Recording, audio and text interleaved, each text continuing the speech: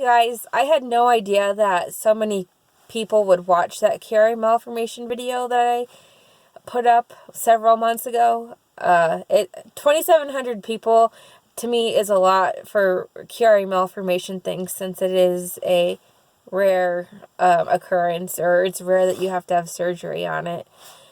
But anyway, so I just wanted to post the update video because in the comments people wanted an update. So here I am. I'm good to go. No more pain, except for actually last night. It was the first time I laughed like so hard and for so long that I did get just a tiny bit of pain in the back of my head, but it was very brief, and so it didn't radiate like to the top of my skull or create pressure. It was just a little bit of pain, and it was, for what was happening, like I've never been able to laugh like that in my life, and it was the best thing ever. So anyway, let's just go to the day of the surgery. So I had my surgery in the morning. They brought me in, got me prepped, and I was in the operating room within about an hour, I would say. Hour and a half, maybe. I wasn't scared. My mom and my husband were there. I still had like that very calm feeling. As they were going to put me under, they told me to count down to 10 or whatever, or count up to 10. I don't know. Anyway, so what I did was I counted to 10 in French, because that's like the only thing I remember to do, how to do from high school. And so I did that, and I got to 10, and I was still awake. And I remember trying to remember how to say like 11 and 12 and 13 in French, and I couldn't. And I was like, okay, never mind. And then from that point on, there's no memory except for waking up in the recovery room from anesthesia. And I just remember like 2 nurses being in there, and they're just talking, telling each other, updating each other, I guess, that I was repeating myself a lot, because I was just really trying to come out of it, I guess. And I refused to stay I didn't want to fall back asleep. Like, I told them, no, I don't want to go back to sleep. Like, I want to see my mom and my husband. So time passes completely different when you're on anesthesia and these drugs. To me, it felt like I woke up and they took me like 10 minutes later, but I guess it was more like an hour. And so I got into the ICU recovery, like in the, I don't know, like where anybody that has some kind of brain issue goes. And I just remember being like super hot. Like, it felt like the room was 90 degrees. It was probably about 70. And so I was burning up. I was like out of it, kind of. So I was like pulling up my hospital gown, like showing off like my goods, not on purpose. Like, it was just, I find it funny now. I'm sure they see it all. So that's just how I reacted. I was just like, dude, I'm just hot. I need to cool down. So they brought me an ice pack after a while. So that was super awesome. And I wouldn't stop talking. Like, I just talked and talked and talked like the rest of the day. And so by the time nighttime came, they let my mom and my husband stay in the room with me. And they brought them earplugs because, like, I seriously wouldn't stop talking. And I don't even know what I was talking about. But I calmed down, and then probably about like 10 o'clock at night, the pain just got crazy. Like, I've never had that kind of pain in my life. It was, that's when they give you that pain scale of 1 to 10. I had to say 10 because I'd never felt that amount of pain in my life. I guess at that point the anesthesia was worn off, and the drugs that they were giving me weren't like powerful enough for me. And so they gave me morphine, and that took the pain away. Like, within like 20 minutes, and I was able to start like dozing off and falling asleep, but it was giving me the weirdest dreams, like nightmarish things. So, choosing one or the other, I'd have the nightmares, because that pain, whew, I don't, someone asks me how much pain I'm in from now on, like my pain scale is just completely different. Completely different.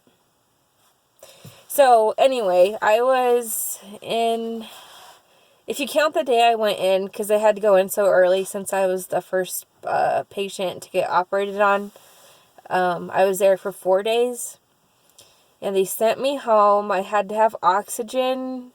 They prescribed me muscle relaxers and like a painkiller. I can't remember which one it was. Percocet? Yeah. So I had to take that for about 3 days. After I got home, it was 3 days that I took it. And then it started to give me super weird dreams, and I was like, no. And the pain had actually subsided to the point where it was tolerable with, I believe I was taking Tylenol. So that was awesome. Because of all of the medications, though, I'd like my breathing would go down or my breathing rate would like decrease by like quite a bit when I'd fall asleep. And so they prescribed me oxygen, so I'd have to wear oxygen when I'd fall asleep, which was pretty much most of the day, because you get super groggy. If there's one thing that I'd recommend, it's to get a neck pillow, but to use it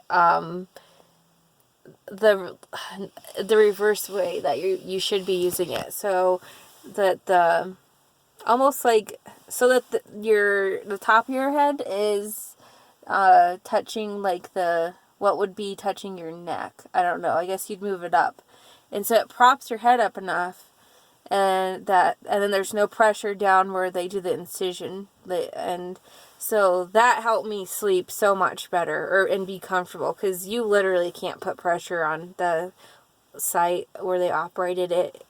It's pretty painful. I slept on my side a lot. And again, I used that neck pillow because I couldn't use regular pillows. So seriously, highly recommend the neck pillow, a memory foam one. And from there, I don't really remember June. Honestly, like my memory kind of just, I don't know. June, I seriously don't have any memories. I remember the 4th of July. And I remember pieces of July, because my birthday was then and I turned 30, and that was great. And then it slowly started to improve. I don't know what that was. I don't know why my memory did that. But anyway, I'm pretty good now. So I would say that by September, I was pretty good to go as far as like feeling like I couldn't really feel like the pain anymore.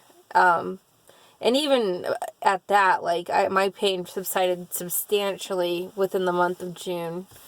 So the hard part was I couldn't lift a lot of weight. I was on weight, like lifting. I don't lift weights. Let me rephrase that. I couldn't lift things fully until October, and before that it was they were increasing it by in increments. So I started at you can't lift more than 5 to you can't lift more than 25, and at this point I can lift, I guess, whatever I want, but at some point I can feel the surgery site like, and the muscles just get very like irritated. So that's when I know that I'm lifting too much. So just listen to your body. And now, well, actually, let me go back. So a lot of my pain, wow, whoops, sorry, that was my hand. That was ugly. Anyway, what was I going to say? Oh, yeah. Okay, so I was on anti-anxiety medication, and I never quite connected chronic pain to anxiety.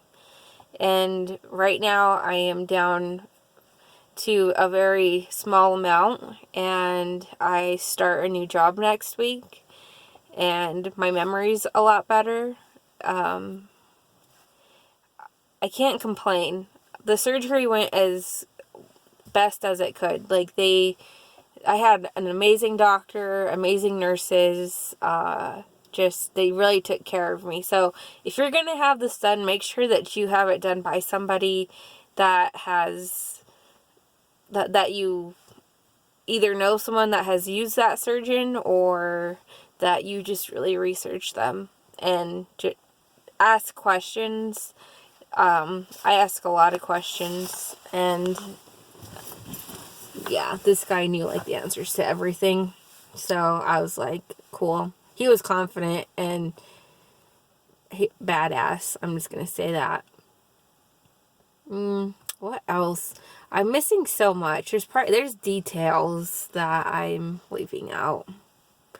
So perhaps I should make different videos that go into more detail about each step, because I think people kind of wonder like what happens going into surgery, coming out of surgery, like those first like several hours, the recovery, you know, for the first like week to the first month to the second month.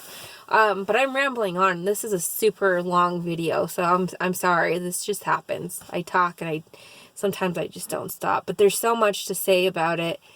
But I guess I'll end this video with thank you for watching the previous one. I hope it helped some people, and I hope this one helps too, to let you know that after the surgery, life gets so much better. And I thank God every day that I'm in this situation now where I can laugh and, you know, talk and sneeze, like cough, and not have to worry about this intense, crazy pain. Like, it's incredible. So I'll post more. I need to answer questions in the comments, and I'll post more in detail. But it was just today that I saw that people actually watched the video. So anyway, God bless all of you. Have a great day. Don't fear the surgery, and just know that if you're recovering from it, if you're gonna have it, if you already have had it, just be positive, because that makes a world of a difference, and count on God, because honestly, that's what got me through it, and I think that's why I healed as well as I did. So I will talk to you all later. Bye.